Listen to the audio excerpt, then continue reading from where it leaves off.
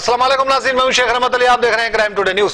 नाजरीन, पिछले कुछ दिनों से कब्रिस्तान को लेकर शहर हैदराबाद में एक इशू चल रहा था कि कैसे मुस्लिम कम्युनिटियों ने मुसलमान को दफन करने के लिए जगह नहीं दी, वहीं सेकुलर हिंदू भाइयों ने शमशान घाट में दफनाने के लिए जगह दी। इस बात को जब सारी मीडिया यानी खासतौर पर सोशल मीडिया जो एक जिम्मेदार वेब चैनल हैं उन्होंने बताया तो तब सारे लोगों की आंख खुली, नींद में से जागे और आनन फानन में कार्रवाई करने की बात कही। आज वक्फ बोर्ड में एक प्रेस कॉन्फ्रेंस हुई जो वक्फ बोर्ड चेयरमैन मोहम्मद सलीम ने ली। उन्होंने कहा कि जिस तरह से कुछ कमेटियों की जानिब से, कुछ लोगों की जानिब से जो ऐसे मसलों को खड़ा किया जा रहा है वो ठीक बात नहीं। ऐसे मुतवल्लियों पर और ऐसे कमेटियों पर वक्फ बोर्ड कार्रवाई करेगी, तेलंगाना हुकूमत कार्रवाई करेगी। और मजीद उन्होंने कहा कि सारे तेलंगाना में कहीं पर भी किसी को भी दफनाने के लिए रुपये देने की जरूरत नहीं है।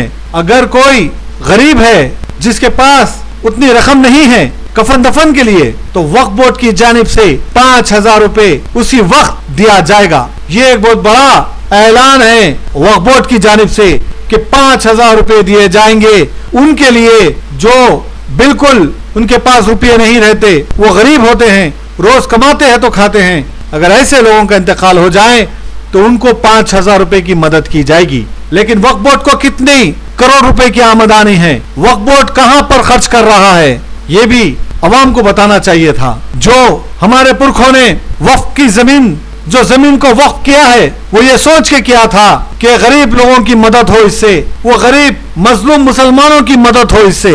लेकिन आज गरीब मजलूम मुसलमान को कुछ मदद नहीं हो रही है। ना ही तो वक्फ बोर्ड की जानिब से कोई गरीब बच्ची की शादियां कराए जैसे कोई मसले सामने आ रहे हैं, ना गरीब बच्चों को पढ़ाने के कोई मसले सामने आ रहे हैं, और ना ही तो वक्फ की जमीन पर गरीब लोगों को मकानात बना के देने की कोई बात ऐसी सामने आ रही है।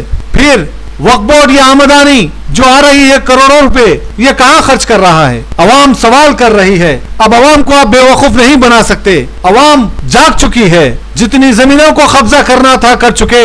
अब जितनी जमीन बाकी थी, गरीब मजलूम मिस्किन बेवा यतीमों का ख्याल रखने की जरूरत है। उनको हर महीना कुछ रुपये मुकर्रर करिए, तब जाकर हम मानेंगे कि वक्फ बोर्ड कुछ काम कर रहा है। अंधे बहरों की नगरी में जो चाहे वो बोल देना आसान है, क्योंकि आपके सामने जो मीडिया का नाम लेके आते हैं वो शायद किसी ना किसी मजबूरी के तले खामोश हैं। बड़ी अफसोस की बात है, जिनकी जिम्मेदारी थी अवाम के मसलों को उठाना, जिनकी जिम्मेदारी थी अवाम के मसलों को सामने लाना, वही मुंह मूछ कर खामोश खड़े होते हैं और जो भी प्रेस कॉन्फ्रेंस करते हैं उनकी बात को सुनकर वापस आ जाते हैं। बहरहाल हम किसी पे तनकीद नहीं कर रहे हैं, लेकिन ये एक हकीकत है और हकीकत से आप मुंह नहीं मोड़ सकते। जिस तरह से हमारे शहर हैदराबाद में कब्रिस्तानों को लेकर खुलेआम धंधा चल रहा है, एक माफिया की तरह काम को अंजाम दिया जा रहा है। चेयरमैन साहब को चाहिए कि ऐसे लोगों पर कार्रवाई करें,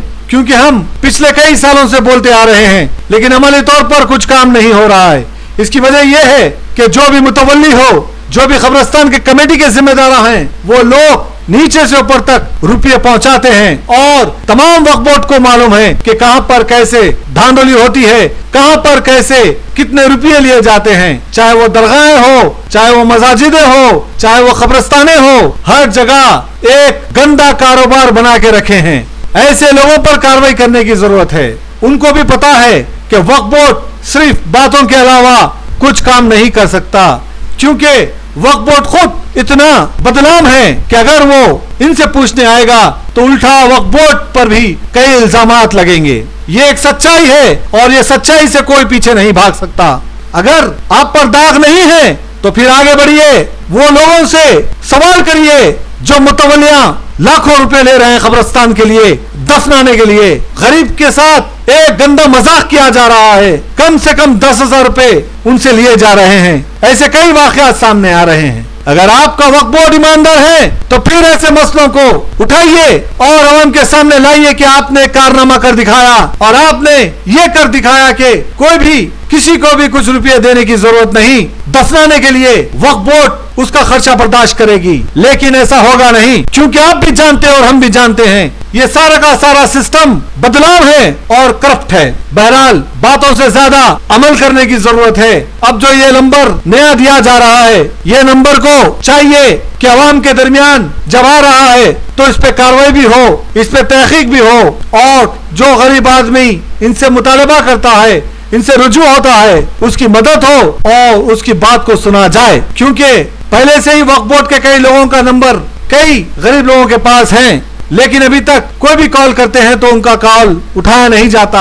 अगर गलती से उठाया जाता है तो फिर उनके मसले को हल करने के लिए सालों लग जाते हैं। फिर ऊपर से एक नया नंबर। अब देखना है कि इस पर कैसे कार्रवाई होती है और कैसे कार्रवाई की जाएगी। उम्मीद है कि वक्फ बोर्ड चेयरमैन मोहम्मद सलीम पूरी ईमानदारी से ये जो मसले को उठाए हैं ऐसे ही काम को अंजाम देंगे, बातें नहीं प्रैक्टिकल काम करके बताएंगे, ताकि अवाम को एतमाद हो और अवाम आप पर भरोसा रखें। क्योंकि वक्फ बोर्ड की इजाजत अवाम की अमानत है, जिसकी देखभाल ही करना आपकी जिम्मेदारी है। आप मालिक नहीं है, इस बात को याद रखिए। ना आप मालिक है, ना हुकूमत मालिक है, ना वो मुस्लिम लीडर मालिक है। वक्फ बोर्ड के अगर कोई मालिक है तो वो आम आदमी मालिक है, और आम आदमी से कोई भी बात छुपती नहीं। जरूरी है कि आम आदमी की जो अमानत आपके पास है वो पूरी ईमानदारी से आम आदमी के हवाले करें, वरना जब अवाम में अवेयरनेस आएगा, जब अवाम की आवाज उठेगी तो एक सैलाब आएगा, और इस सैलाब में सारे ये लोग बह के चले जाएंगे। जिस तरह से इतिहास गवाह है, आपसे पहले की हुकूमतें ऐसे ही सैलाबों में बह कर चले गई, जिसका नामो निशान अभी तक बाकी नहीं है। उम्मीद है कि जिस तरह से के चंद्रशेखर राव तेलंगाना को अलग करने में कामयाब रहे और एक सुनहरा तेलंगाना बनाने का ख्वाब देखे थे, इसी तरह इनके अरमानों को बर्बाद ना करें, इनकी ख्वाहिशों को बर्बाद ना करें। क्योंकि तेलंगाना अलहदा बनने में कई लोगों ने जाने दी, उनकी जानों को जाया ना करें। अवाम का एतमाद जीते, अवाम का भरोसा जीते, ताकि अवाम भी आप पर भरोसा कर सके। मैं शेख रहमत Ali, crime today news, Hyderabad. आप ये खुसूसी है, इमीडिएट इमरजेंसी के लिए नंबर ये सब के लिए नहीं है। इमरजेंसी अगर कोई जगह नहीं दे रहे तो उसके लिए है। दूसरे चीज़ों के लिए तो डायरेक्ट वक्फ बोर्ड को आ सकते, डेली वक्फ बोर्ड खुला रहता, सिर्फ इतवार को छोड़ के। ये सिर्फ डेड बॉडी रखी हुई है, कोई जगह नहीं दे रहे तो उसके लिए है, डेड बॉडी के लिए इमीडिएट जगह देना चाहिए। इसमें कोई कंप्रोमाइज नहीं रहेगा। इसमें कहीं भी रहो तेलंगाना स्टेट में, कोई गांव में भी रहने दो, बराबर जगह देना है।